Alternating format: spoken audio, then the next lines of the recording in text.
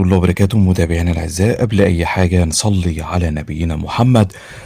لازم نعرف النهاردة إن تم الاتفاق ما بين المغرب وما بين الجزائر، لقج ورئيس الفيفا ورئيس الكاف. النهاردة الاتفاق تم ما بينهم على إن هتسافر طائرة واحدة مغربية إلى الجزائر، ومش هيتم نقل اي مشجع للجزائر. مفيش اي مشجعين مغاربة هيروحوا الجزائر نهائيا، يعني فريق المنتخب هيروح هو بس على الطائرة الخاصة بيهم للجزائر، ومش هيتم ذهاب اي مشجع. مش هنشوف في المدرجات اي مشجعين مغاربة نهائيا.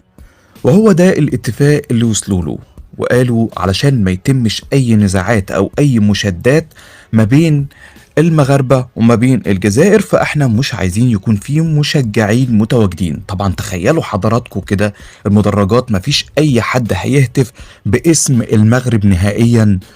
ارجوكوا ردوا على الكلام.